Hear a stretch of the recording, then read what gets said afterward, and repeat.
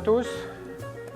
Bonjour à tous à Lyon. J'espère que j'aurais préféré être avec vous, mais c'est vrai que les aléas du transport font que c'est quand même beaucoup plus souple de le faire par visioconférence. Donc merci beaucoup à Claude Guérin de m'avoir invité pour vous parler des ventilateurs de transport. Des ventilateurs de transport, des ventilateurs de médecine d'urgence, on reviendra un petit peu sur la définition. Donc surtout, vous n'hésitez pas, donc Claude vous l'a dit en début de séance, vous pouvez envoyer des petits messages Twitter pendant la séance, il y a des questions qui vous turlupinent et puis j'essaierai d'y répondre au fur et à mesure. Donc le lien Twitter, c'est @CESIMSanté, tout attaché, vous le trouvez aussi dans Google, il n'y a pas de souci. Et puis le cours que je suis en train de faire là sera remis en ligne sur la web TV IDEFI Rémis, donc l'adresse va défiler aussi tout à l'heure en bandeau, donc vous n'hésitez pas à aller voir, on a 2-3 autres cours d'ailleurs qui sont mis en ligne. Donc Claude m'a demandé de vous parler des ventilateurs de transport et de médecine d'urgence. Alors j'aime bien toujours commencer par une petite image historique. Et il n'y a pas très longtemps, il y a un de nos formateurs, sapeur-pompier de père en fils, enfin de 3 générations, m'a offert le guide pratique de l'oxyranimateur de son père. Donc c'est un des premiers ventilateurs de médecine d'urgence fabriqués en France, c'est 1953, il n'y a pas si longtemps que ça. Et pour ceux qui connaissent un peu l'historique de la ventilation artificielle, moi je trouve que ça ressemble beaucoup au pulmotor. Le pulmotor c'était le premier ventilateur artificiel de Draeger, mais là dans un autre siècle, puisque le pulmotor c'était à la fin du 19e siècle. Donc c'est sans doute un des premiers ventilateurs de médecine d'urgence en France. Ah, excusez-moi. Il paraît qu'il y a de la musique qui circule, donc je coupe la musique. Pardon, excusez-moi. De toute façon, je n'avais pas encore complètement commencé, donc on commence. Alors, ce que je vais vous présenter, tous les résultats en particulier que je vais vous présenter sont essentiellement des travaux qui sont issus de ce que j'avais commencé à faire quand j'étais titulaire de la chaire de recherche à l'Université Laval à Québec. Donc on avait lancé avec un de mes collègues qui s'appelle François Lelouch et avec l'inhalothérapeute qui était attaché au labo, un grand banc test des ventilateurs de transport en Amérique du Nord parce qu'ils étaient en plein appel d'offres des ventilateurs. Et la question, c'est quand on lance un grand appel d'offres, mais là sur plusieurs centaines d'unités, c'est lequel choisir parce que l'offre elle est pléthorique.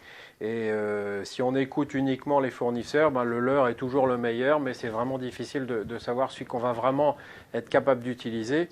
Et puis ce dont on s'était assez vite rendu compte, c'est que l'utilisation d'un ventilateur, la performance d'un ventilateur, elle est énormément conditionnée par l'endroit où on va l'utiliser.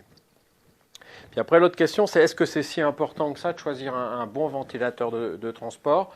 Il y a quelques données dans la littérature, et en particulier la plaque que j'ai mise là, qui est la plaque d'un des travaux qui avait été fait par l'équipe de Rouen.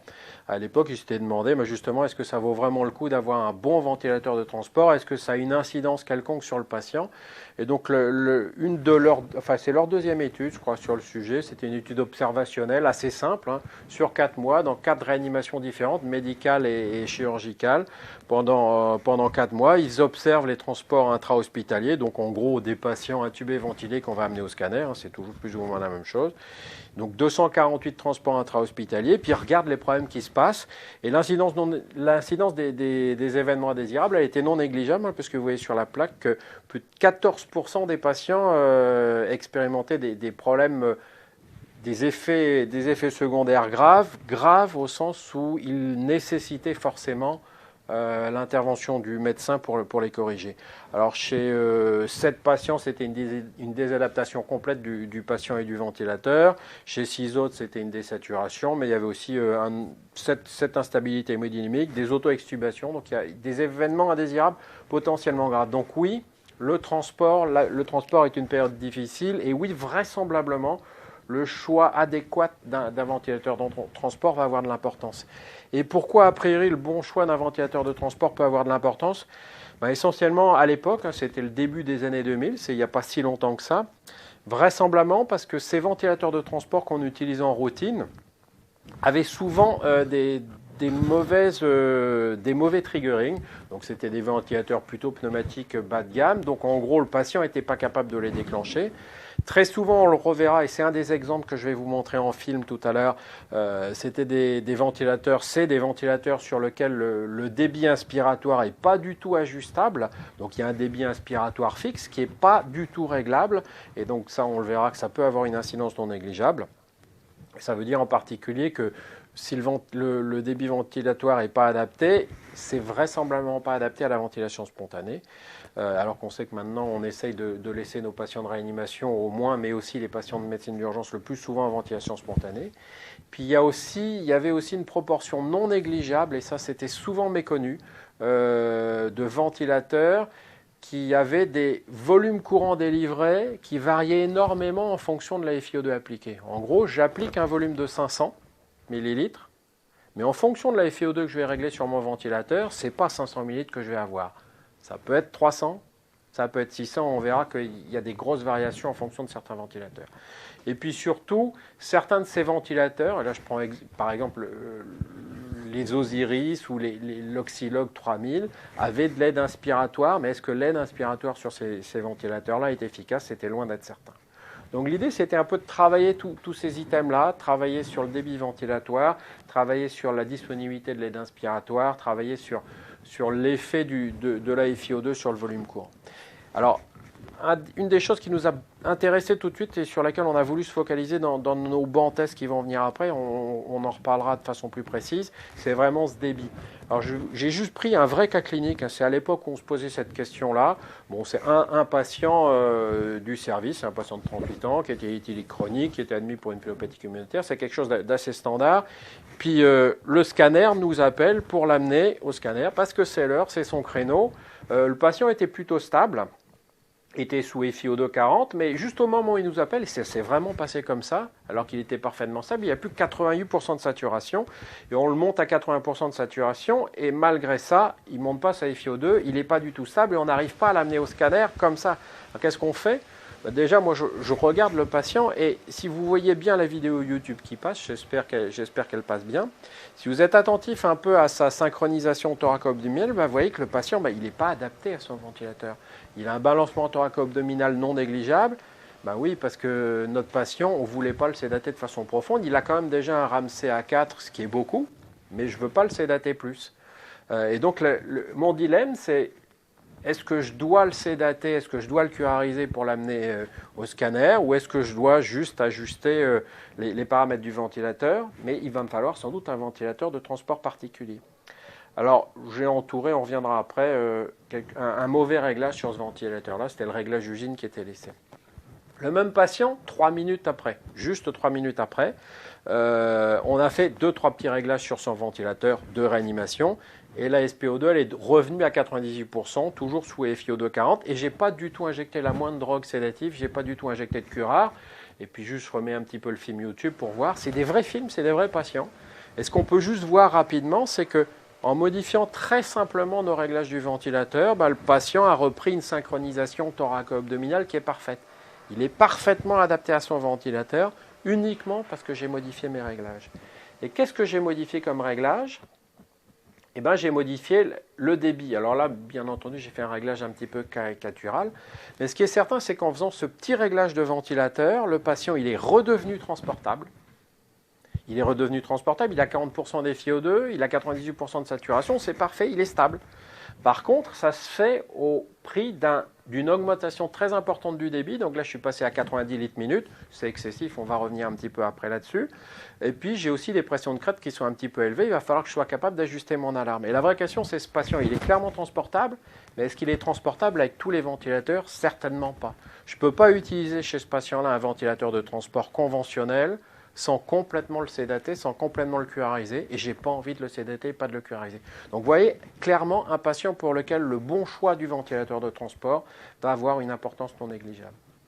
Alors qu'est-ce qu'on a dans notre panier de ventilateurs de transport? Là j'ai laissé encore les prix en dollars, c'est des dollars canadiens, donc ça vaut maintenant à peu près pareil que le dollar américain. Alors on avait plein de choses. Alors pendant très longtemps et jusqu'à l'année dernière, moi je pensais qu'on n'avait plus de ventilateurs pneumatiques dits de première génération dans nos services, et en particulier dans nos services d'urgence, mais à la dernière SFMU, il y a pas mal de collègues qui m'ont dit qu'ils en avaient encore. Alors dans ceux que vous connaissez, l'Osiris, je pense qu'ils se vendent quasiment plus maintenant. Par contre, l'Erox, ou les AXR1, il y en a encore dans certains services d'urgence, il y en a encore dans certains véhicules de SMUR. Alors ces ventilateurs pneumatiques de première génération, ils sont encore là, ça veut dire qu'ils sont quand même relativement faibles, ils sont costauds, mais clairement, ils ne permettent de faire que de la ventilation contrôlée. Ils n'ont pas de trigger inspiratoire, il n'y a pas de PEP intégré, et on reviendra sur le problème de la PEP.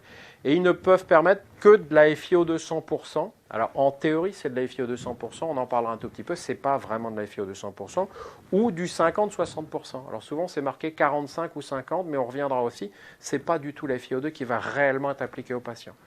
Et il y a un autre petit truc avec ces ventilateurs, ils sont robustes, ils sont autonomes de l'électricité, par contre ils sont totalement dépendants du gaz, donc ils nécessitent que la bouteille de gaz soit pleine pour bien fonctionner. Alors, il y a eu une deuxième génération assez rapidement parce qu'on s'est rendu compte que ces ventilateurs avaient pas mal d'artefacts, enfin n'étaient pas totalement performants. Il y a eu par exemple l'Osiris 2, l'Oxylog 2000 qui est encore en usage chez nous.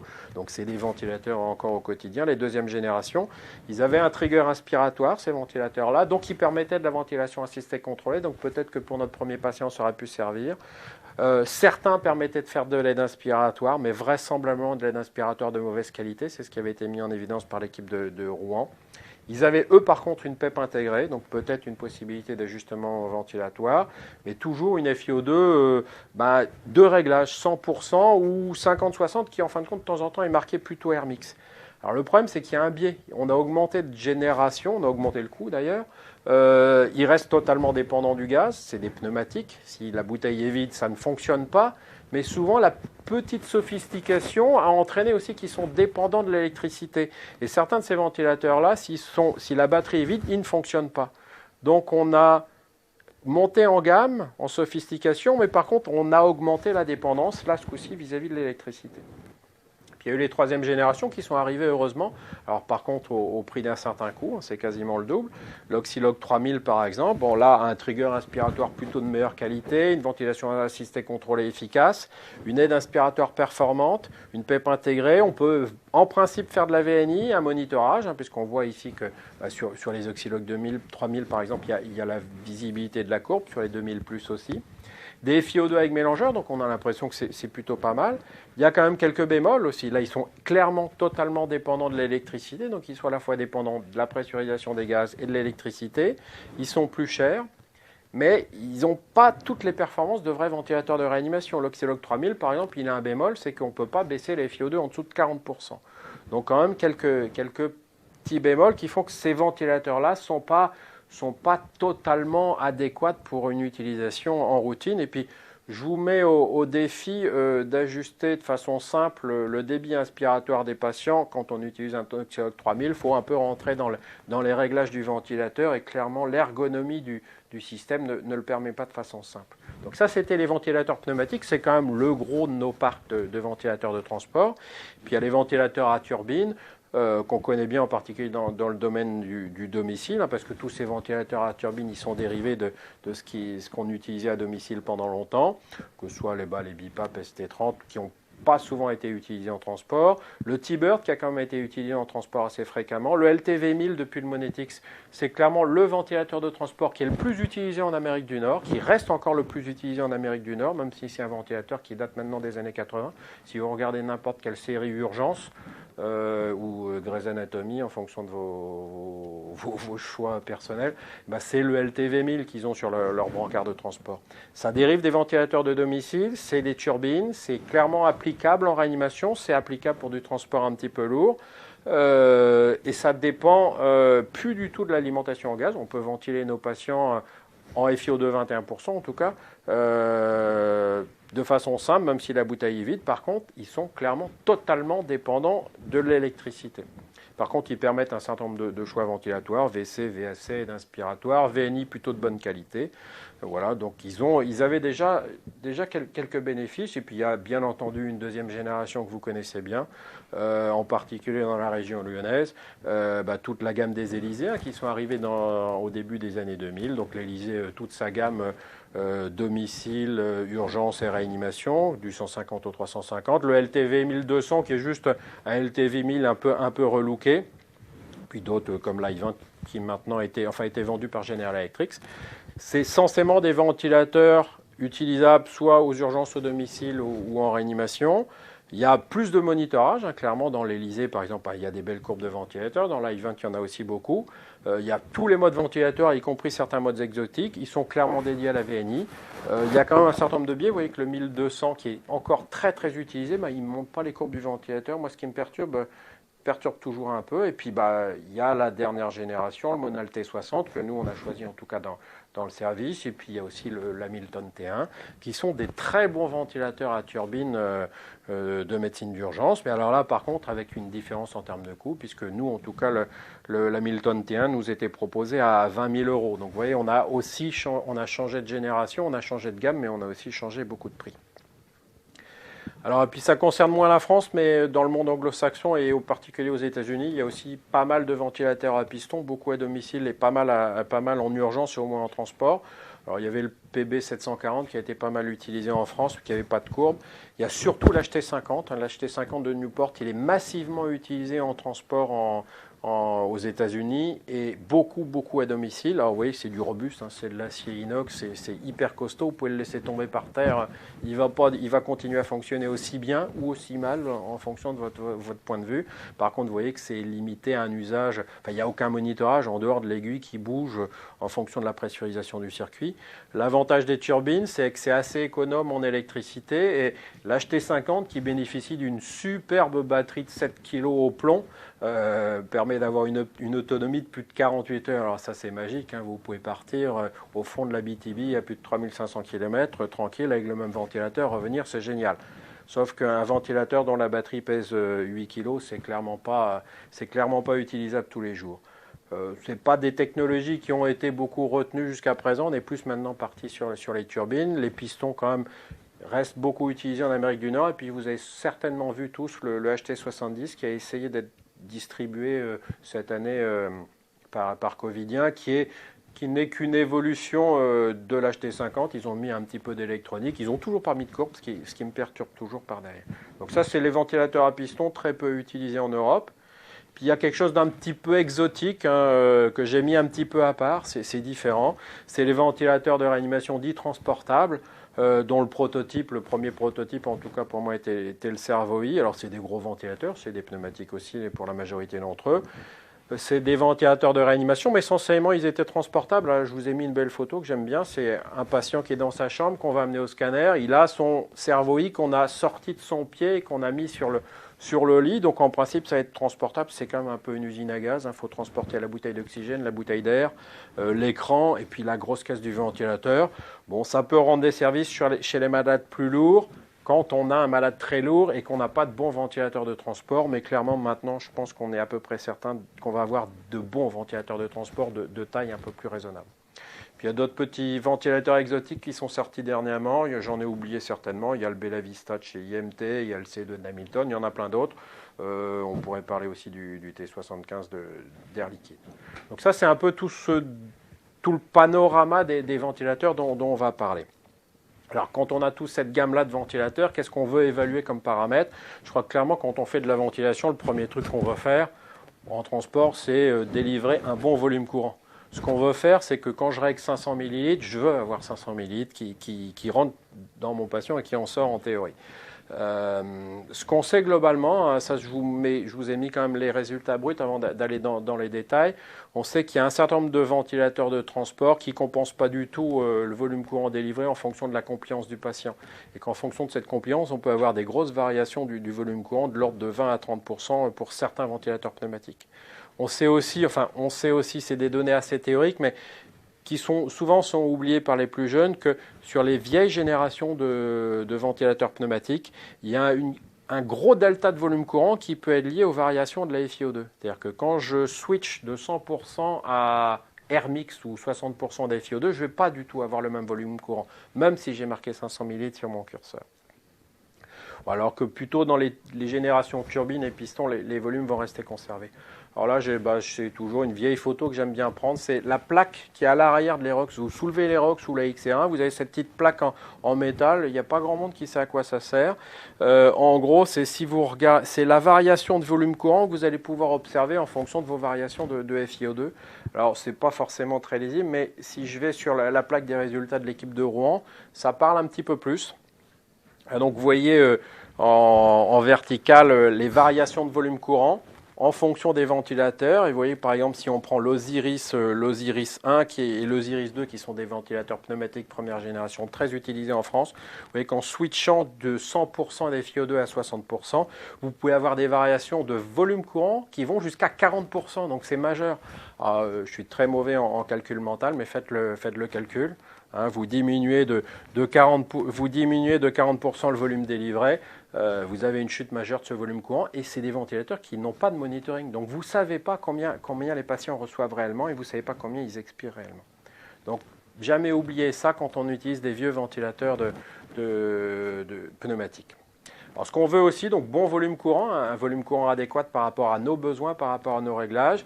Si on veut aussi souvent appliquer une pression expiratoire positive de bonne qualité. Alors tous les ventilateurs pneumatiques de première génération, c'était des valves de PEP externes. Il faut les rajouter sur le circuit. On en parlera tout à l'heure aussi quand on ira sur les résultats du Mans-Test. Ces valves de PEP externes, elles ont des qualités très variables et elles sont aussi énormément dépendantes du débit dans le circuit. En principe, dans les pneumatiques deuxième et troisième génération, les PEP étaient intégrés, elles étaient plutôt de bonne qualité. En tout cas, elles ne permettaient pas de faire de CPAP. Turbine et pression, encore une fois, c'est des générations un petit peu plus récentes, ça fonctionne plutôt bien. Trigger inspiratoire et aspirateur, on l'a déjà dit, il n'y en a pas dans les pneumatiques première génération. Elles sont plutôt de faible qualité dans les pneumatiques deuxième génération et ça va mieux pour les autres gammes. Alors là, c'est une plaque que je remets très souvent. Alors Laurent Brochard m'a dit pendant très longtemps que ça n'existait pas selon lui. On ne pouvait pas avoir des ventilateurs qui délivraient d'aussi mauvaise façon de la CPAP, sauf qu'il parlait de ventilateurs de réanimation, il ne parlait pas de ventilateurs de transport. Alors pourquoi j'en parle quand même? C'est simplement que tous ces ventilateurs de transport, y compris les plus vieux, ont toujours un mode CPAP. Vous pouvez switcher en mode CPAP. Ce que je veux juste vous dire, c'est que clairement, c'est des très mauvais ventilateurs pour faire de la CPAP. Si vous voulez faire de la CPAP dans l'OAP, en VNI, n'utilisez jamais un ventilateur de transport de bas de gamme. Ce qu'on veut faire quand on veut faire de la CPAP, donc si on compare la partie de gauche qui est de la ventilation spontanée, donc j'inspire, j'ai une petite dépression, j'expire, j'ai une petite pression positive. La CPAP, c'est vraiment de la pression positive continue. Tout ce que je veux, c'est remonter mon niveau de base, c'est la courbe de droite. Je vais garder exactement le même profil ventilatoire, mais je vais toujours avoir une petite dépression à l'inspiration, une petite pression positive, mais simplement le niveau de base, il va être différent. Je vais respirer à plutôt 7,5 cm d'eau, 5 cm, en fonction de ce que j'ai réglé comme valeur de PEP. Sur tous ces vieux ventilateurs de transport, première et deuxième génération de pneumatiques, ce qu'on obtient, c'est pas du tout ça, parce que le circuit n'est pas du tout pressurisé. Ce qu'on obtient, c'est la courbe du milieu, c'est ce qu'on appelle de la VSPEP. À l'inspiration, votre patient inspire, crée une profonde dépression, et donc vous avez une énorme dépressurisation dans le circuit. Il n'y a pas du tout de maintien de la pression positive, et ça, on sait que ça engendre énormément de surcroît de travail ventilatoire.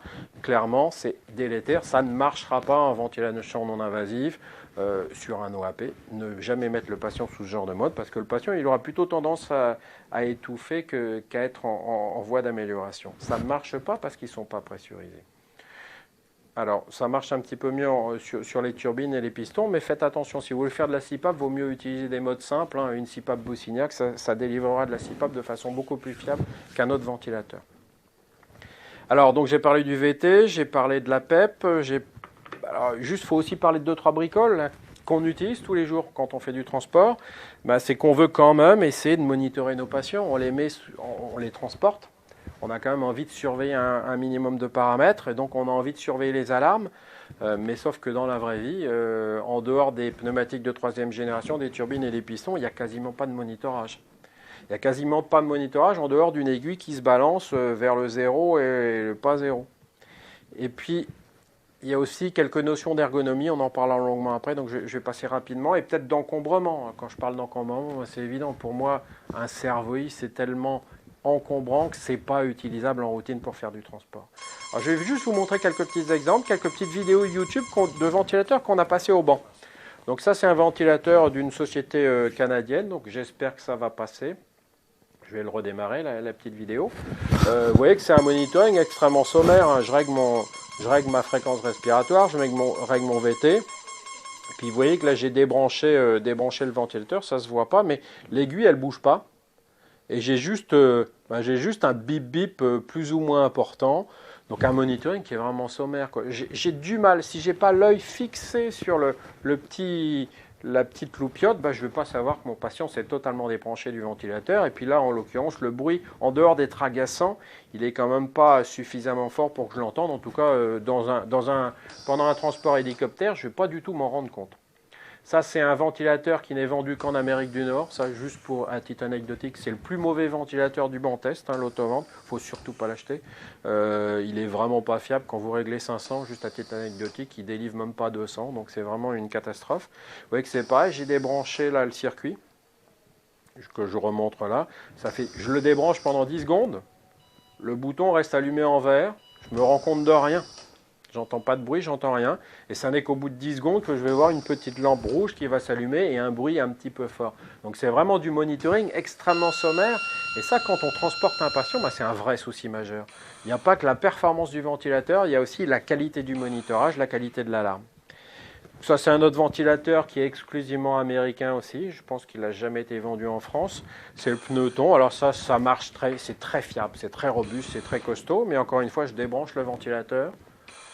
Je débranche le circuit, il y a une fuite dans le circuit, avant que je me rende compte qu'il se passe la moindre chose, ça va me prendre au moins une dizaine de secondes. Tout ce qu'on peut, si on est très attentif, c'est de voir que l'aiguille ne bouge pas. Ça, c'est quand même assez préoccupant. Alors après, par contre, le bruit est tellement fort et tellement puissant que là, ça va vite me casser les oreilles et je vais forcément vite essayer de trouver une solution. Puis il y a aussi, alors là, il faut absolument les montrer, ces petites choses-là, des petits ventilateurs, alors là, qui sont très perturbants parce que là, il n'y a pas du tout d'alarme. Il n'y a même pas d'alarme sonore. Donc là, c'est le Kervent ALS. Donc j'ai redémarré. Alors l'avantage là, que c'est en termes d'encombrement, c'est minuscule. C'est à peine la taille de mon poing. Vous voyez ma main qui passe. Donc c'est tout petit, mais il y a 0 alarme. Et il n'y a que 4 réglages. En gros, c'est 4 couplages entre fréquence respiratoire et volume. Mes réglages, je vais avoir une fréquence respiratoire qui va être variable entre 10 et 20 par 4 paliers, mais à chaque fréquence respiratoire va être attaché un volume courant particulier. Donc vraiment, c'est extrêmement sommaire. Ça ne peut pas être utilisé dans toutes les circonstances, il n'y a pas de monitoring. Par contre, de façon très étonnante, ce petit ventilateur-là, qui ne vaut pas très cher, qui est tout petit, il est d'une extrême fiabilité en termes de volume courant. Avec ce petit ventilateur-là, quand vous réglez 450, c'est vraiment 450 ml que vous allez avoir, quelles que soient les caractéristiques mécaniques de votre patient. Donc tout n'est pas acheté. Puis dernier vraiment paramètre qu'il va falloir vraiment prendre en compte quand on va faire les bancs tests, c'est jamais oublier de parler de l'autonomie des appareils. On a déjà vu, en fonction de pneumatique et turbine et piston. Il faut vraiment qu'on fasse attention à l'autonomie. L'autonomie électrique quand on utilise des pistons et des turbines, mais aussi des pneumatiques de troisième et de deuxième génération. Puis bien entendu l'autonomie en gaz quand on utilise des pistons. Enfin des turbines, et sans oublier le flow-by de certains ventilateurs. Et là, je vous ai mis, alors, c'est une approche assez intéressante, c'est une photo de l'avion sanitaire Morphée, qui est le gros avion sanitaire de l'armée française, qui sert à rapatrier les blessés des théâtres d'opération. Là, c'est une patiente qui est sur son brancard. Et ce qui est intéressant dans cet avion Morphée, ils sont vraiment focalisés sur l'aspect autonomie. Qu'est-ce qui se passe quand mon avion va tomber en panne de gaz? Qu'est-ce qui se passe quand mon avion va tomber en panne électrique? Et la façon dont les militaires ont décidé de résoudre le problème, montre bien aussi les failles du système. C'est leur premier ventilateur de base, c'est un Draeger. Donc c'est un ventilateur pneumatique. Donc ils sont totalement autonomes de l'électricité. Par contre, ils sont dépendants en gaz. Et en cas de pénurie en gaz médicaux, ils ont un deuxième ventilateur qui n'est qu'un ventilateur, qui est un ventilateur à turbine, c'est un LTV 1000, pas beaucoup de monitorage, mais qui est totalement indépendant des gaz. Donc c'est un ventilateur qui est capable de fonctionner même quand leurs bonbonnes d'oxygène sont totalement vides. Alors bien entendu, la FiO2 restera de 21%, mais pendant ce temps-là, le patient commencera à être ventilé. Et pour eux, dans un poste médical avancé ou dans un avion sanitaire, ils sont obligés d'avoir les deux types de ventilateurs. Et sans ces deux types de ventilateurs, ils considèrent qu'ils ne sont pas autonomes et qu'il y a toujours ou le risque électrique ou le risque de pénurie en gaz. Donc voilà, on a dressé le gros panier, le gros paquet des ventilateurs qu'on va avoir à tester, les gros paramètres qu'on va essayer de regarder. Alors là, donc tous ces ventilateurs, on les a passés au banc test. On en a testé une bonne trentaine au total, qu'on a testé avec la SL5000, qui est un poumon test que connaît bien Claude, puisqu'il a déjà fait beaucoup de tests avec. Donc c'est un poumon test qui est intéressant parce qu'on va faire varier la résistance, la compliance. Donc on va modéliser des patients qui correspondent un peu plus à la vraie vie que ce qu'on pourrait mesurer juste avec des ballons test en baudruche.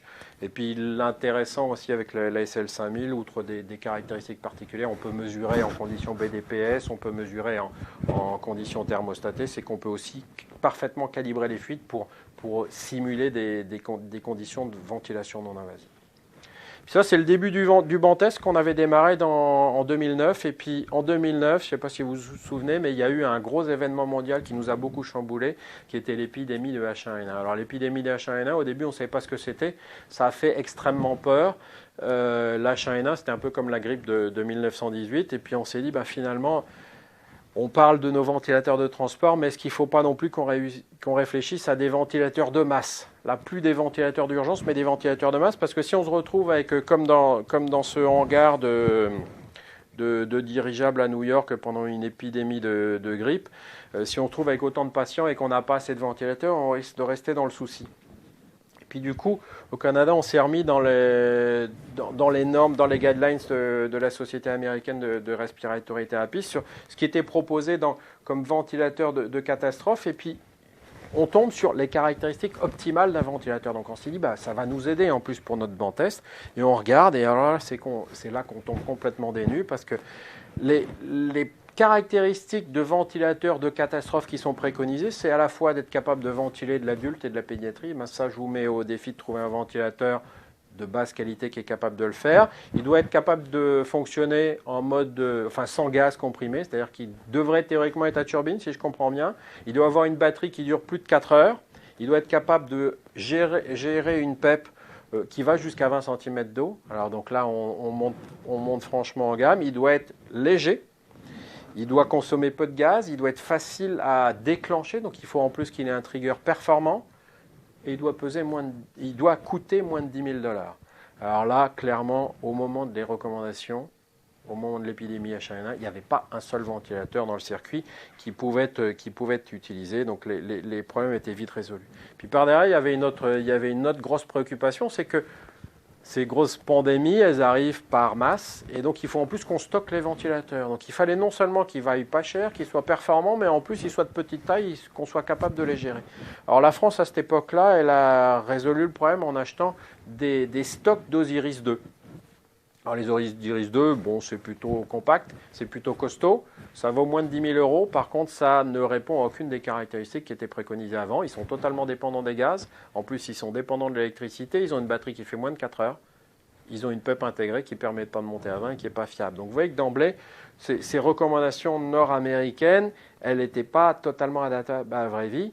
Puis donc on a dû aller aussi rajouter dans notre banc test des espèces de petits trucs exotiques qui étaient parfois utilisés par les paramédics américains, des trucs que je n'avais jamais vus de ma vie, mais ce qu'ils appellent des relaxateurs de pression. Alors ceux-là, ça s'appelle des oscillators. Il y a quelques articles dans la littérature qui sont intéressants. Donc en tout cas, c'est des petits appareils simples qu'on pose juste sur une sonde d'intubation sur un masque, qui sont a priori capables de générer des cycles de pression qui ressemblent à des cycles habituels d'un ventilateur, mais la question c'est est-ce qu'ils sont vraiment capables de ventiler, ça c'est autre chose.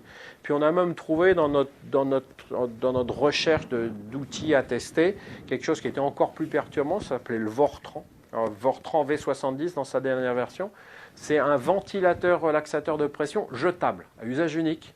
Ça vaut 70 $. Donc on s'est dit, super, on a peut-être trouvé un ventilateur de transport à tester intéressant. Puis il est doublement intéressant, le Vortran, c'est qu'il ne vaut pas cher.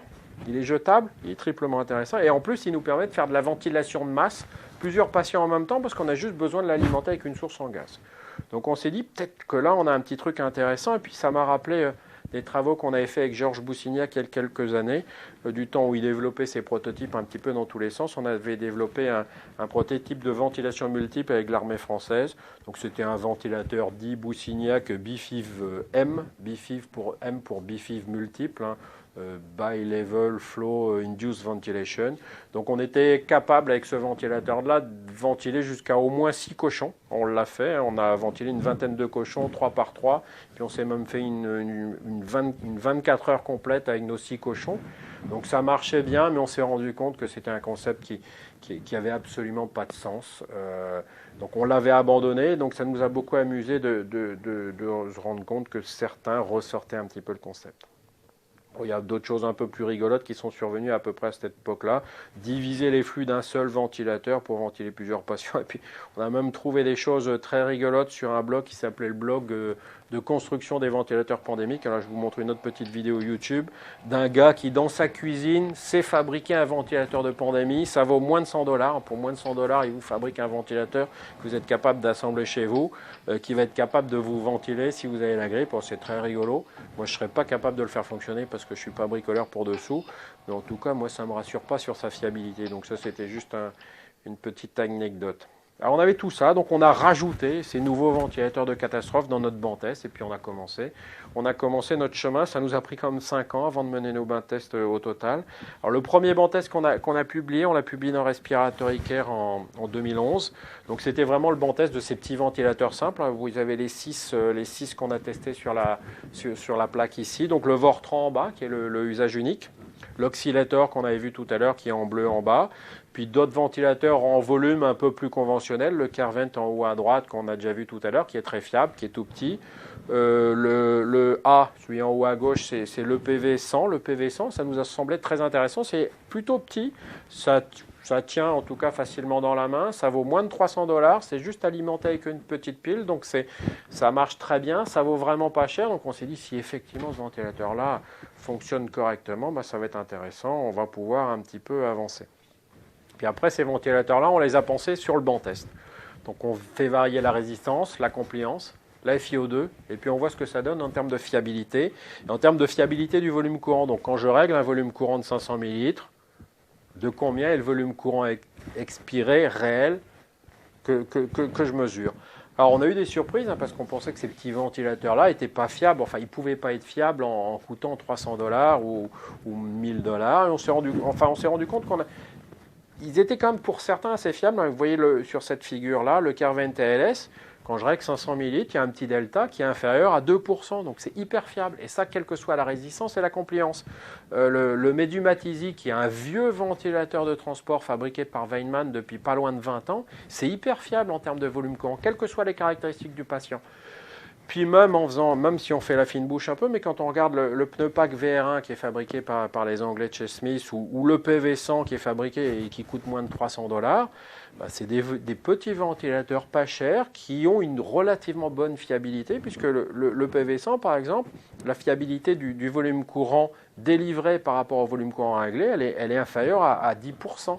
Donc c'est plutôt fiable en termes de volume courant, donc ça joue bien son œuvre, enfin ça joue bien son rôle. Après, quand on va regarder la fiabilité des autres qu'ils appelaient relaxateurs de pression, là c'est donc l'oscillator et le Vortran à usage unique, le truc génial qu'on voulait à tout prix tester, on se rend compte que là c'est vraiment différent. Tout simplement parce que d'abord sur ces ventilateurs-là qui sont dits relaxateurs de pression, je vais régler une pression inspiratoire maximale, c'est tout ce que je vais faire. Il n'y a pas besoin de réfléchir beaucoup, c'est que je règle une pression maximale chez un patient, une pression inspiratoire maximale chez un patient. Mon patient, je ne connais pas sa résistance, je ne connais pas sa compliance, et donc forcément, le volume courant qui va être délivré, il va énormément dépendre de ses conditions mécaniques respiratoires. Et c'est ce qu'on a observé, alors avec des différences quand même entre les différents ventilateurs. Si on regarde les deux figures du haut, en fonction de la résistance ou de la compliance, vous avez toutes les valeurs de résistance et de compliance qu'on a testées. Regardez le volume courant. Vous voyez qu'on peut avoir des volumes courants qui vont varier chez un patient donné en fonction de la résistance de 1 litre à 500 ml, alors que théoriquement, j'aurais voulu à peu près donner 500 ml. Alors, on a eu aussi quelques surprises chez un patient. Si vous regardez la figure volume courant plutôt à droite, une compliance à 120, chez certains patients qui avaient une compliance à 120, en appliquant simplement une pression inspiratoire de 15 cm d'eau, ce qui n'est pas beaucoup, je pouvais de temps en temps avoir 2 litres de volume courant délivré. 2 litres de volume courant délivré, moi, ça me perturbe beaucoup. C'est évident que c'est beaucoup trop. Et le problème, c'est que sur ces ventilateurs-là, j'ai absolument aucun monitorage. Donc je donne quelque chose, j'ai l'impression que le thorax se gonfle, je suis content, mais je ne sais pas si je le gonfle à 100 millilitres ou si je le gonfle à 2 litres. Donc clairement, pour moi, ça c'est la première raison pour laquelle il ne faut pas du tout utiliser ces ventilateurs dits de catastrophe ou de transport ou de médecine d'urgence, vous l'appelez comme vous voulez. Donc sur le volume courant, ça ne fait pas l'affaire, on n'est pas capable de le monitorer, donc il ne faut pas les utiliser. En plus, ils ne sont pas du tout fiables. Parce que quand je règle, donc c'est juste la figure en dessous, PIP, donc quand je règle une pression inspiratoire de 15, ben j'aimerais bien qu'effectivement mon ventilateur me donne 15 cm d'eau de pression, pas plus. Sinon, ça ne fait pas de sens. Et vous voyez que si l'oscillator, qui est un peu plus cher que l'autre, fonctionne plutôt bien, donc quand je veux régler 15, c'est la partie de gauche, ou quand je veux régler 20, j'ai à peu près effectivement 15 ou 20 cm d'eau, mais par contre avec le VAR, le Vortran, j'ai des valeurs qui sont totalement différentes. Je réglais 15, j'avais 20 cm d'eau. Donc clairement, ce n'est pas du tout fiable sur ce qu'ils sont censés faire. Et puis surtout, quand on regarde la valeur de PEP qui est appliquée. Alors, il faut juste savoir que sur ces ventilateurs-là, vous ne pouvez pas régler la PEP vous-même. C'est en fonction du volume courant et de la fréquence respiratoire qui, elle aussi, est automatique. Et ça, c'est une autre particularité. Vous ne réglez pas le volume courant, vous ne réglez pas la fréquence respiratoire qui va être automatisée en fonction du cyclage qui a été intégré à l'intérieur du ventilateur. Forcément, vous allez générer une PEP qui va être différente. Plus vous ventilez votre patient, plus la PEP va être importante. Pourquoi ? Parce que plus la PEP intrinsèque va être importante. Donc clairement, les relaxateurs de pression, en termes de ventilation, il faut déjà les jeter à la poubelle. On a regardé un peu l'ergonomie, mais je vais passer rapidement dessus parce qu'on reviendra plus sur les autres ventilateurs. Alors sur ces ventilateurs dits d'urgence et de catastrophe, on passe vite. Alors, des résultats intéressants, les petits modèles volumétriques, les 4 premiers, c'est quand même plutôt fiable en termes de volume courant, ça ne vaut pas cher. Il y a quand même des différences assez flagrantes entre leur simplicité et leur fiabilité, ça c'est intéressant. Il ne faut surtout pas utiliser les relaxateurs de pression. Mais par contre, ce qui est certain, c'est que sur ces ventilateurs-là, j'ai aucun monitorage, donc je ne saurai jamais vraiment ce que je fais. Très peu d'alarmes, et en tout cas, ça nécessite que votre patient soit complètement sédaté, et clairement, ce n'est plus du tout le mode de ventilation qu'on essaye de privilégier de nos jours, que ce soit aux urgences ou que ce soit en réanimation. Donc ça, c'était la première partie de notre travail, le banc test était en route, et puis on s'est attaqué à la deuxième partie. La deuxième partie, c'était le corps un peu plus complet et plus généraliste des vrais ventilateurs de transport et de médecine d'urgence. Alors encore une fois, là, on a beaucoup réfléchi à la façon dont on allait les comparer les uns aux autres. C'est sûr qu'on ne pouvait pas se permettre de comparer un petit ventilateur de médecine d'urgence à 1 000 € avec un ventilateur de médecine d'urgence lourde à 25 000 €. Ça n'a pas de sens. Donc ce qu'on a essayé de faire, c'est de faire une classification. On ne voulait pas faire une classification pneumatique-turbine. On trouvait non plus que ça n'avait pas beaucoup de sens. Ce qu'on a essayé de faire, c'est de faire des comparaisons en 4 catégories. En fin de compte, il y a 3 vraies catégories. Les simples. Les simples, en gros, c'est essentiellement les pneumatiques première et deuxième génération. Les sophistiqués. Les sophistiqués, ça va être quoi ? Ça va être les turbines de deuxième génération ou les pneumatiques troisième génération. Et puis les ventilateurs de transport de type REA. En gros, là, ça va être des ventilateurs qui vont plutôt être encombrants. Puis accessoirement, ça correspond aussi assez bien aux gammes de prix de ces ventilateurs-là. Les simples, c'est entre 5 et 10 000 $ ou euros. C'est à peu près la même chose en euros. Les sophistiqués, entre 10 et 20 000 €.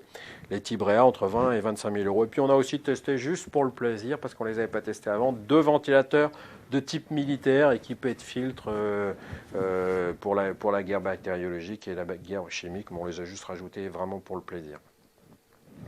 Alors, donc on s'est refocaliser sur les mêmes paramètres de monitoring. Alors, est-ce que ces ventilateurs sont fiables ? Donc là, c'est les résultats en termes de catégories, les 4 catégories dont je viens de parler.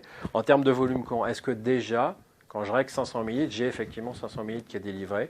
Et donc, les figures, là, elles vous montrent la médiane du volume courant. Donc, je veux régler 500 ml. Est-ce que je reste dans une médiane qui est dont la variation est inférieure à 10%. On s'était fixé 10% comme limite maximale de fiabilité. Et donc vous voyez que pour les ventilateurs dits de type réanimation, donc les plus chers, les plus gros, effectivement, ils restent tous, quelle que soit la résistance, quelle que soit la compliance. Donc on a une résistance 5 faible à une résistance 20 très élevée, et la même chose pour les compliances. On reste parfaitement, donc je règle un volume courant de 500, j'ai à peu près 500. Il y a un écart type qui est non négligeable, mais globalement, tous ces ventilateurs restent dans la bonne proportion. Quand on regarde les sophistiqués, donc c'est l'Oxyloc 2000, c'est les ISE 250 par exemple, on voit qu'aussi ces ventilateurs sophistiqués jouent parfaitement le rôle, ils restent parfaitement dans le range de volume courant réglé. Et d'ailleurs, si on les compare à la fiabilité du volume courant des gros ventilateurs lourds qui coûtent beaucoup plus cher, on est aussi parfaitement bien placé. Par contre, et ça c'est non négligeable, quand on s'intéresse à la fiabilité en termes de volume courant des ventilateurs un peu plus cheap, un peu plus simples, donc l'Osiris 2, l'Osiris 3 pour parler de ventilateurs qu'on connaît, ou la XR1 ou les ROX, là clairement la fiabilité elle n'est pas bonne. Elle est vraiment pas bonne et elle va aussi beaucoup varier en fonction de la résistance et de la compliance de votre patient. Et là vous voyez sur cette plaque, quand on regarde la catégorie lit simple, j'ai réglé 500 ml, j'ai réglé 500 ml en tout cas sur la molette, et en fin de compte je peux avoir 550 ml, comme je peux avoir des fois 400 ml, voire même pour certains ventilateurs, je vous ai parlé de l'autovente tout à l'heure, 200 ml, avec pas de monitorage, parce que c'est aussi le biais de ces ventilateurs. Donc clairement, la catégorie des ventilateurs simples, elle n'est pas fiable en termes de délivrance du volume courant. Alors ils ne sont pas tous équivalents les ventilateurs, mais clairement, ça n'est pas fiable. Puis alors, quand on regarde la catégorie des 2 ventilateurs militaires qu'on a testés, qui sont des ventilateurs assez exotiques, on voit clairement qu'ils ne sont pas fiables du tout. Alors c'est robuste, c'est costaud, je peux les jeter de 10 mètres de haut, ils ne vont pas casser, ils ont des superbes filtres contre le gaz sarin, mais en gros ils ventilent comme des gros sabots, ça ne sert pas à grand chose. D'ailleurs ces 2 ventilateurs, à ma connaissance, ont été retirés du commerce. Il y a, à ma connaissance, plus de ventilateurs dédiés militaires qui en vente au jour d'aujourd'hui. Donc en termes de volume courant, type Réa sophistiqué, très fiable, simple, gros problème de fiabilité, il va falloir y faire attention. Et nos patients de réanimation qu'on va vouloir transporter, il va falloir vraiment y faire très attention. Parce que clairement, là, il va falloir qu'on regarde et qu'on choisisse, qu'on aille décortiquer un peu ces catégories. Donc ça, c'est le même genre de résultat, mais en décortiquant les ventilateurs les uns après les autres. Les mêmes catégories, donc en haut vous avez type Réa sophistiqué, en bas vous avez simple et ventilateur militaire. Donc notre cible, c'est donner un volume courant de 500 ml, et puis vous avez chaque ventilateur qui est testé les uns après les autres en fonction des différentes gammes de résistance et de compliance. Et vous voyez qu'il y a certains ventilateurs qui sont perturbants. Alors quand je regarde les ventilateurs de réanimation, par exemple, parce qu'on avait intégré donc le Servo-i, je vous l'ai dit, le Servo-i, par exemple, quand je règle 500 ml, je n'ai pas 500 ml qui est réellement délivré. Alors tous les respirateurs avaient été recalibrés en usine avant de démarrer les tests, je tiens à le préciser. Quand je règle 500 ml sur mon Servo-i, je peux avoir entre 475 ml et 450 ml de volume courant délivré. Alors, bon, on reste dans une gamme de fiabilité relativement intéressante, mais par contre, le clinicien, lui, il ne va pas forcément s'en rendre compte. Et moi, clairement, un ventilateur que je vais payer 25 à 30 000 euros, qui a ce niveau de fiabilité, me laisse un petit peu sceptique. Alors par contre, il y a d'autres ventilateurs, si on regarde le C2 d'Hamilton, le T75 d'Air Liquide ou le Vela, qui est resté dans des zones de fiabilité assez intéressantes. Quand je regarde la partie droite, là, des ventilateurs sophistiqués, ce qui est intéressant, c'est que ces ventilateurs sophistiqués, globalement, ils sont plutôt fiables. Alors il y a 2 exceptions, le LTV 1200 qui est le modèle nord-américain, le Medumat Transport, qui est... Je règle 500, j'ai 475, mais on reste quand même dans une limite de fiabilité qui est inférieure à 10%, donc c'est quand même plutôt pas mal. En tout cas, c'est pas pire que la majorité des ventilateurs de réanimation. Par contre, quand on va dans les gammes des ventilateurs simples, et c'est sans doute ça vraiment qui a énormément changé les valeurs médianes et les valeurs moyennes, vous voyez que l'autovent, par exemple, sur la partie totalement gauche, j'ai des fois 250 ml, 200 ml, on a même eu 200 ml sur certaines mesures, on a renvoyé le ventilateur à l'usine, ils en ont renvoyé un autre. Vous voyez que de toute façon, quand je règle 500, j'ai au maximum 320 ml qui est réellement délivré, et j'ai au maximum 250 ml avec la résistance la plus basse. Et il y a quelques ventilateurs comme ceux qu'on connaît en France, en tout cas c'est pour ça que j'ai mis la flèche verte, l'Osiris 2. L'Osiris 2 a une fiabilité qui est très médiocre en termes de volume courant délivré. Je règle 500 ml, je ne vais pas avoir en moyenne plus de 300. Donc clairement, c'est des ventilateurs qui sont de très mauvaise qualité en termes de volume courant délivré. Alors, donc ça c'est le volume courant en fonction de la résistance et de la compliance, et puis on s'est intéressé à l'effet de la FiO2 sur le volume courant, ce qu'on peut appeler l'effet Venturi. On a testé là les mêmes résistances compliance, mais on a aussi testé donc trois niveaux de FiO2, donc FiO2R, enfin donc FiO2 21%, ça il n'y a que les ventilateurs de militaires qui le permettaient, et puis la situation Air Mix. Alors la situation aérmique, ça va rarement être marqué aérmique sur ventilateur, ça va souvent être marqué 50% ou 45%. En fin de compte, c'est pas du tout ça. Ça peut varier entre ventilateurs et ça peut même varier au sein d'un même ventilateur entre 30 quand vous basculez sur airmix ou FiO2 50. En fin de compte, vous pouvez avoir entre 30% et 60% de FiO2. On a comparé aussi la situation FiO2 100%. Et là aussi, il faut savoir que même si vous êtes branché directement sur une bouteille d'oxygène pleine, la FiO2 réellement délivrée, elle ne va pas être 100%. Elle peut osciller entre 80 et 100%. Vous voyez qu'il y a aussi des bonnes marges de recouvrement. Et on s'est rendu compte que dans cette gamme-là, il y avait effectivement quelques variations de volume courant qui était très clairement lié au switch de FiO2. Et donc, si je prends le ventilateur français qui nous intéresse, le Ziris 2, vous voyez qu'en situation air mix, quand je règle 500, je peux avoir 300 ml réellement délivrés, alors que quand je suis en FiO2 100%, là par contre, je vais avoir un volume courant qui va être de l'ordre de 475. Donc, un FiO2 100, c'est à peu près fiable. Un FiO2 minimal, c'est pas du tout fiable. Donc ça, c'est aussi une notion qu'il faut absolument avoir. Quand vous switchez la FiO2 sur ces ventilateurs-là, clairement, ça peut changer énormément votre volume courant. Ça, on l'avait déjà dit.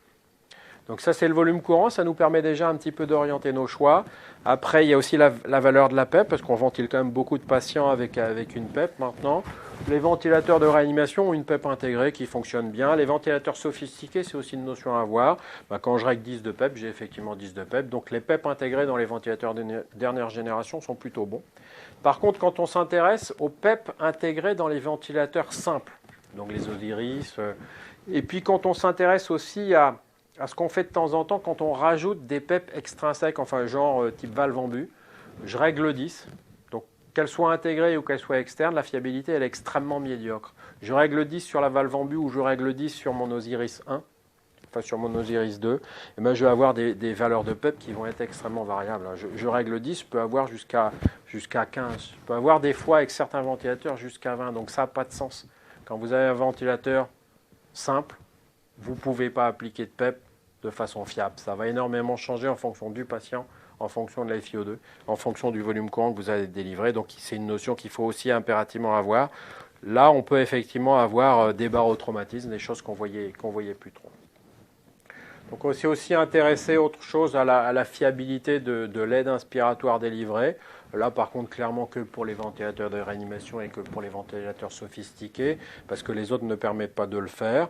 Bon, on s'était dit qu'une variation de 10% de l'aide inspiratoire par rapport à la consigne était à peu près fiable. Vous voyez que globalement, la majorité des ventilateurs de réa sont assez fiables. Le C2 d'Hamilton était très fiable, le Servois était très fiable, le T75 un petit peu moins, le Vela parfait. Mais on avait certains ventilateurs dits sophistiqués comme le Cross 23 qui avait vraiment une fiabilité assez médiocre. On pouvait avoir plus de 20% de variabilité de l'aide inspiratoire délivrée par rapport à la consigne. L'HT50 qui est le gros ventilateur en inox, là, clairement très très mauvais en aide inspiratoire. L'I-Vent de General Electric non plus. Par contre, le Medumat Transport et le T60, une fiabilité plutôt intéressante. Donc, on a quand même dans cette gamme de ventilateurs sophistiqués des ventilateurs qui sont fiables en termes de VT, mais qui sont aussi fiables en termes d'aide inspiratoire délivrée. Et alors ça j'ai oublié de vous le dire, vous avez marqué L1, L2, L3 sur le côté. On faisait varier aussi le niveau de fuite sur le circuit. Puis dernière chose qu'on a regardé aussi sur ce gros banc test de ventilateur, qui nous a pris quand même très honnêtement pas loin de 3 ans, parce qu'on a testé 26 ventilateurs de par le monde. On a aussi regardé la fiabilité du trigger. Parce que si on veut maintenir nos patients en ventilation spontanée, il faut un bon VT, il faut une bonne fiabilité de l'aide inspiratoire, mais il faut aussi que le patient soit capable de générer une ventilation spontanée. Donc il faut que la sensibilité du trigger soit adéquate. Donc on a mesuré différents paramètres du trigger. Je vous incite à regarder l'article pour avoir le détail méthodologique. Encore une fois, on s'est essentiellement focalisé sur les respirateurs type REA ou les ventilateurs sophistiqués. Moi, juste si j'avais un message global à passer, donc je vais revenir sur la plaque, c'est globalement, les ventilateurs sophistiqués dont on dispose aujourd'hui permettent un triggering inspiratoire satisfaisant du patient qui n'est pas très très loin de la fiabilité du triggering des ventilateurs de réanimation. Ça, je vais passer là-dessus, c'était l'index d'asynchronie. Donc en conclusion de ce gros banc test des 26 ventilateurs de transport et de médecine d'urgence, Clairement, ce qu'on voulait mettre en avant, mais il y a aussi forcément une part de subjectivité dans l'évaluation. C'est pour ça qu'on reviendra après un peu sur l'ergonomie. C'est que clairement, il y a des différences majeures de fiabilité, au moins entre les catégories. On ne peut pas comparer un ventilateur simple de transport avec un ventilateur sophistiqué. D'ailleurs, ils ne valent pas le même tarif, mais clairement, ils ne peuvent pas faire le même service. Un ventilateur simple de transport ne va pas vous permettre de transporter un patient lourd dans de bonnes conditions, sans le sédater, sans le cuirariser. Ce n'est pas fait pour ça. Il faut que votre patient il soit complètement caramélisé. Et accessoirement, c'est un peu préoccupant parce qu'on privilégie de façon très claire des sédations beaucoup plus légères et beaucoup de ventilation spontanée. Ce qui veut dire que si on veut vraiment respecter les standards actuels de ventilation, on aurait plutôt tendance à choisir des ventilateurs dits sophistiqués. L'autre chose aussi, c'est qu'a priori, les ventilateurs sophistiqués, qui coûtent moins cher, qui sont plus légers, sont a priori au moins aussi fiables que des ventilateurs lourds de réanimation, et ça c'est assez intéressant. Donc nos ventilateurs actuels de transport sont très performants. Et en tout cas ils permettent aussi de faire de la VNI de bonne qualité puisqu'ils ont une fiabilité de l'aide inspiratoire délivrée, de la pressurisation, et une fiabilité du triggering. Et donc on peut laisser nos patients en ventilation spontanée de façon fiable. Donc ça, c'est quand même des résultats qui sont assez fiables. Et clairement, maintenant, en routine, nous, on a le même ventilateur de transport en SAMU, aux urgences, en réanimation. Et il nous permet, aux urgences et en SAMU, de faire de la VNI, quelle que soit la gravité du patient, le transporter en réanimation. Et en réanimation, nos patients en SDA, on les transporte sans aucun souci. On a maintenant ces outils-là. Ce qu'on ne pouvait pas faire avant, c'était de transporter un SDRA en ventilation spontanée au scanner avec un Osiris 2. Maintenant, on peut en toute sécurité le transporter. Par contre, ce qu'on n'a pas du tout appréhendé dans ce banc test, là on n'a parlé que de la technique, c'est vraiment l'aspect ergonomique. Et l'aspect ergonomique, vraisemblablement, en testant ces 26 ventilateurs, on s'est rendu compte qu'il y avait sans doute des grandes différences entre les ventilateurs, qui étaient plus techniques, mais qui étaient dans la manipulation et le monitoring, la façon dont on pouvait monitorer nos patients. Donc à côté de la fiabilité du ventilateur, son ergonomie, pour nous, on avait l'impression dans ce banc test, en ayant testé plein de choses et en ayant fait passer beaucoup de monde dessus, que l'ergonomie pouvait avoir un impact majeur sur son utilisation et on avait déjà identifié des différences majeures entre les ventilateurs. Donc on a retesté tous nos ventilateurs. Alors j'ai mis une image qui est totalement sexiste, qui m'a été passée par mon collègue François Lelouch, donc je le dénonce. Un homme, c'est plutôt simple en termes de réflexion. C'est un ventilateur optimal pour un homme, c'est bouton on-off et puis ça marche tout seul. La femme est beaucoup plus sophistiquée, elle va utiliser plein de boutons. Mais on sait aussi que dans la vraie vie, un ventilateur qui a plein de boutons comme ça, quand on va être un peu dans le stress, il va être difficile à régler. Clairement, on peut se dire qu'en conditions de stress, le ventilateur du haut, le ventilateur d'homme on-off, il a peut-être plus de chances de bien fonctionner que le ventilateur du bas qui va nous permettre de faire plein d'ajustements. On est parti avec ce prérequis qui est bien entendu est totalement politiquement incorrect. Et donc on a retesté 13 ventilateurs. Là c'est une étude qui est en cours de publication. On n'a pas pu retester tous les ventilateurs nord-américains parce qu'il nous manque un certain nombre de données. Donc on a repris nos 13 ventilateurs européens. On les a tous repassés sur le banc test. On avait environ 9 scénarios totalement différents. On faisait passer une dizaine de médecins urgentistes, chronométrés. On les chronométrait. En plus, on avait des tests de psychologie cognitive pour évaluer leur perception du scénario. Donc, on testait le temps passé à l'installation du circuit, la reconnaissance du mode utilisé, la lecture des réglages, la modification des réglages, la possibilité de modifier la PEP, la possibilité de lire les alarmes quand elles se déclenchaient, la possibilité d'éteindre les alarmes, parce que ça casse un peu les oreilles, la possibilité de changer de mode, donc basculer de mode WC à mode inspiratoire par exemple, et aussi quelque chose d'encore plus bête, c'est la capacité à éteindre le ventilateur. Et on a eu quelques différences, donc on a retesté simple, sophistiqué, type réanimation, et puis on a eu des petites différences assez intéressantes. Alors je crois que mon diaporama n'a pas été mis à jour par rapport à ce que j'ai fait tout à l'heure, peu importe. On s'est rendu compte que certains ventilateurs, les ventilateurs sophistiqués par exemple, semblait plus compliqué quand on demandait aux cliniciens de modifier un réglage, donc c'est Settings Modification, là, par rapport au ventilateur simple. En gros, le ventilateur simple, je vous demande de changer la fréquence respiratoire, c'est simple, il y a un bouton, vous allez la tourner. C'est pour ça que le modèle politiquement incorrect de tout à l'heure n'était pas totalement inadéquat. C'est simple sur le ventilateur simple. Je tourne, ma fréquence respiratoire, c'est affiché, je veux passer de 10 à 15, c'est simple. Par contre, sur le ventilateur de réanimation, enfin sophistiqué ou de réanimation, en particulier quand on va demander des choses un peu plus sioux, comme la variation de la fréquence, pas de la fréquence respiratoire, mais du débit, de temps en temps, ça va prendre beaucoup plus de temps. Clairement, surtout quand on va s'intéresser aux tests cognitifs, les cliniciens qui connaissaient tous la ventilation artificielle, mais ne connaissaient pas forcément le ventilateur, avaient beaucoup plus de mal à rentrer dans les réglages. Donc les modifications de réglage semblaient plus compliquées avec les ventilateurs sophistiqués ou les ventilateurs type réanimation. Puis aussi la grande différence, c'était sur le changement de mode. Encore une fois, les ventilateurs simples, en général, il y a 2 boutons. Quand je vous demande de basculer d'aide inspiratoire à AVC, c'est simple, c'est juste un switch. Tandis que dans le ventilateur, en particulier l'Oxylog 3000 par exemple, vous voyez que c'est bipap, c'est biop. Je vais prendre beaucoup plus de temps, beaucoup plus de réflexion. Alors, les différences, donc c'est des différences en secondes. Donc, vous voyez que, par exemple, le changement de mode entre un ventilateur simple et un ventilateur sophistiqué, c'est 15 secondes de différence en médiane. C'est pas forcément énorme. C'est pas forcément énorme, mais en tout cas, c'est significatif. Ce qui nous a vraiment perturbé, c'était la capacité d'éteinte des ventilateurs. Par exemple, ça prenait plus de 15 secondes pour éteindre ou allumer, parce que c'est marqué éteindre le ventilateur, mais c'était aussi être capable de l'allumer. Il y a aussi une différence. Plus le ventilateur est sophistiqué, plus ça va être plus compliqué à utiliser. Voilà, et puis on a essayé un peu de rentrer un peu dans ces aspects de monitoring aussi, ergonomie et monitoring. Certains ventilateurs avaient des courbes, d'autres n'avaient pas de courbes.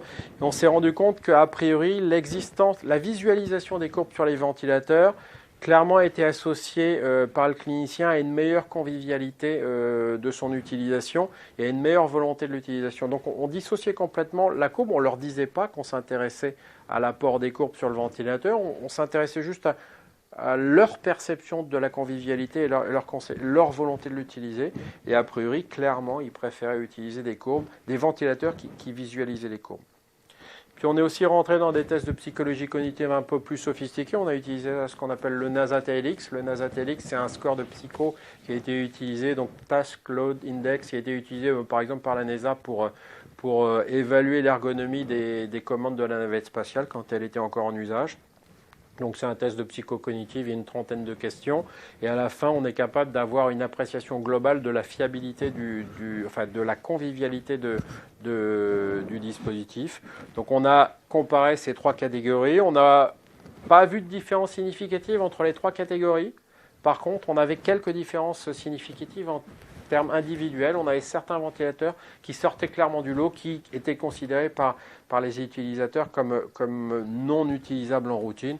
Donc ça, c'est une autre forme de représentation du NASA-TLX sous forme de radar. Ça rappelle un peu les radars de la FNAC, quand on allait encore acheter ces outils à la FNAC.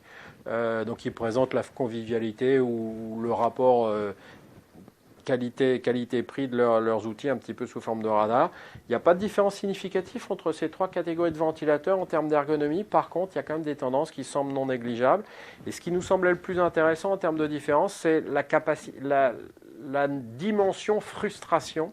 Et on se rend compte quand on regarde le NASA-TLX juste sur la dimension frustration, c'est que les cliniciens se sentent moins frustrés à utiliser des ventilateurs de type REA qui ont beaucoup de courbes, alors qu'ils se sentent vraiment assez frustrés quand ils utilisent des ventilateurs un petit peu plus simples qui présentent absolument aucun monitoring. Donc juste pour conclure là-dessus, sur l'ergonomie, on n'a pas de résultats qui sont probants, qui nous permettent franchement de différencier un ventilateur. L'un par rapport à l'autre, on a 1 ou 2 qu'on a été capable de jeter à la poubelle, mais globalement, les catégories sont quand même assez comparables. Mais il y a quelques différences qui nous semblaient importantes. C'est, en tout cas, un monitoring complexe, donc un ventilateur très sophistiqué, c'est forcément séduisant pour le clinicien qui est aguerri, qui a envie d'avoir plein de choses, qui a envie d'avoir son bel arbre de Noël qui clignote, mais ça n'est pas forcément bénéfique en termes de fiabilité de la réponse en situation d'urgence. Vraisemblablement, l'ergonomie, plus c'est complexe, moins c'est ergonomique, plus il y a de boutons, plus on va avoir une réaction qui va être un petit peu longue. Et puis peut-être la petite notion positive là-dedans, c'est que les ventilateurs sophistiqués qui nous permettent de visualiser les courbes sembleraient avoir un impact positif en termes d'ergonomie et de psychologie cognitive. Voilà, j'ai à peu près terminé. J'espère qu'avec ça, vous aurez compris à peu près nos déterminants principaux de choix d'un ventilateur. Clairement, au jour d'aujourd'hui, on a des très bons ventilateurs de transport qui nous permettent de faire quasiment aussi bien qu'en réanimation et de façon aussi fiable. Il va juste falloir aussi beaucoup l'ajuster à votre milieu clinique de fonctionnement parce que c'est évident qu'on ne peut pas utiliser dans une ambulance ou dans un hélicoptère exactement le même ventilateur de transport que celui qu'on va utiliser en réanimation pour aller de la réanimation au scanner. Ça, faut absolument le prendre en compte. Il y a des notions d'encombrement aussi qui sont majeures. Il y a des notions de normes, de normes transport, de normes transport héliportées. Mais en gros, va falloir faire attention à ça. La disponibilité en gaz au scanner ou pas, c'est des choses à prendre en compte. Il faut vraiment vous faire votre idée. Et voilà, j'espère que je vous aurai donné quelques pistes de choix. Et en tout cas, donc toutes les diapositives, vous les recevrez très prochainement. Et le film du cours, il sera disponible, comme on vous l'a dit, dès vendredi. Donc je vous remercie. Maintenant,